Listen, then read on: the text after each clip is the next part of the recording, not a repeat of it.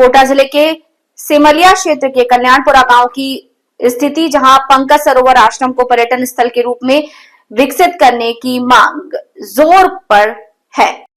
ग्रामीणों ने तालाब के बीच बने टापू के विकास की मांग जनप्रतिनिधियों से की। कोटा जिले के सिमलिया क्षेत्र के कल्याणपुरा गांव में स्थित पंकज सरोवर आश्रम वर्षों से आस्था और धार्मिक परंपराओं का प्रमुख केंद्र बना हुआ है। बताया जा रहा है कि पिछले लगभग 65 वर्षों से लगातार नवरात्रि में रामायण पाठ और प्रत्येक माह रामचरितमानस का पाठ आयोजित किया जाता है, जिसमें बड़ी संख्या में श्रद्धालु शामिल होते हैं। आश्रम परिसर के तालाब के मध्य गांव के युवाओं ने जन सहयोग से एक सुंदर टापू का निर्माण किया। अब ग्रामीणों की मांग है कि सरकार इस टापू और पूरे परिसर का सौंदर्यीकरण और विकास कराए, ताकि ये स्थान धार्मिक आस्था के साथ साथ पर्यटन की दृष्टि से भी एक आकर्षक केंद्र बन सके। हसरत है कि यहाँ पर एक विशाल शिव जी की प्रतिमा को ये स्थापित करना चाहते हैं। तो यहाँ पर आप देख रहे हैं इस आश्रम से जुड़े हुए भक्तों का ये समूह, और ये दिन रात मेहनत करते हैं इस आश्रम की। आप जो ये हरियाली देख रहे हैं और सुंदरता देख रहे हैं, इनमें इन सभी का बड़ा सहयोग है। तो मैं पूछना चाह रहा हूँ यहाँ के भक्तों से कि क्या डिमांड है आप लोगों की, किस प्रकार से आप लोगों ने ये कार्य करवाया, और क्या डिमांड है आप लोगों की कि ये जल्द से जल्द इसका डेवलपमेंट हो सके। इसका डेवलपमेंट इसलिए जरूरी है कि हनुमान जी की शोभा भी इससे बनेगी, और ये जिस उद्देश्य से इसको रखा गया है वो उद्देश्य भी हमारा पूर्ण हो जाए। इसलिए इसको ये बन जाए तो बहुत ही अच्छा रहे।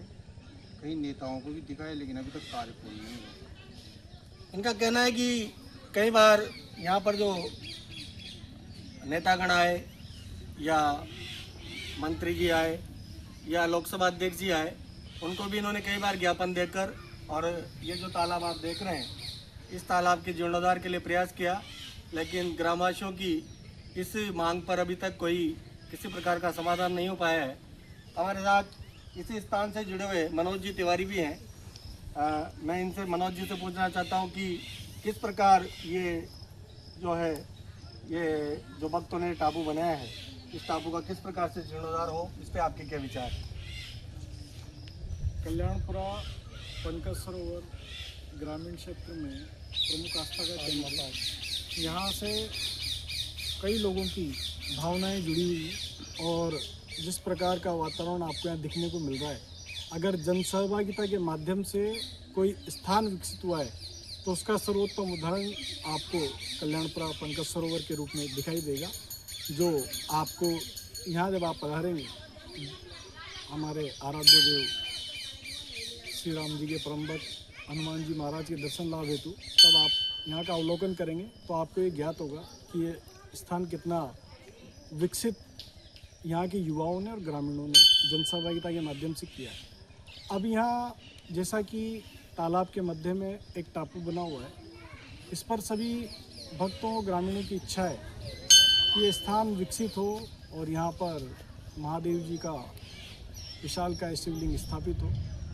शासन और प्रशासन के माध्यम से इस विषय में प्रयास करेंगे कि ये स्थान विकसित किया जाए और इसको एक भव्य और अलौकिक रूप प्रदान किया जाए। जैसा कि अभी भारतीय जनता पार्टी ने पंचायत राज सशक्तिकरण के माध्यम से नवीन पंचायतों का सृजन किया है, तो कल्याणपुरा को पंचायत मुख्यालय का दर्जा मिला है, और अब कल्याणपुरा पंचायत केंद्र होगा।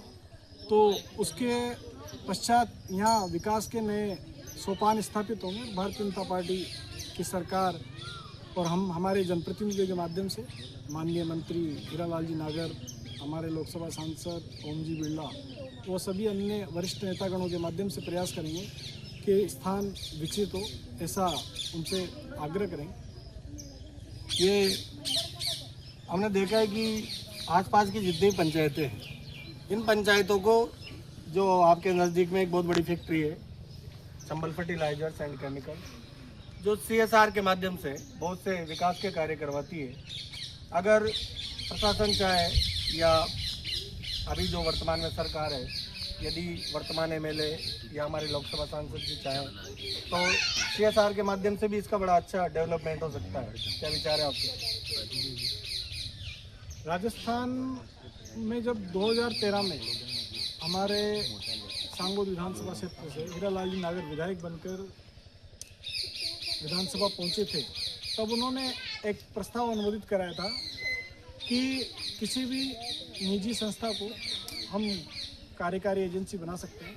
उसमें बस बशर्ते एक नियम ये रहा कि विधायक कोष से स्वीकृत राशि का 30% हिस्सा उस संस्था को देना होता है। ऐसा नियम उन्होंने पारित कराया और CFCL के माध्यम से कई CSR के कार्य उसके पश्चात हुए भी हैं।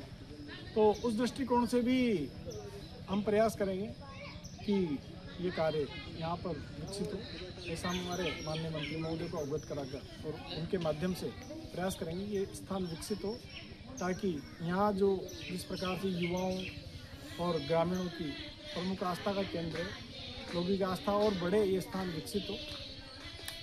लोगों की आस्थाएं और विश्वास इस स्थान से जुड़ा हुआ है। तो मैं वर्तमान सरकार और यहाँ के प्रशासनिक अधिकारियों का ध्यान इस आश्रम की ओर आकर्षित करना चाहूँगा और चैनल के माध्यम से इन सभी से निवेदन कि जल्द से जल्द ये ग्रामवासियों की और जो यहाँ के भक्त हैं उनकी इस मांग को आप जल्द से जल्द पूरा करने का प्रयास करें। जय हिंद, जय भारत।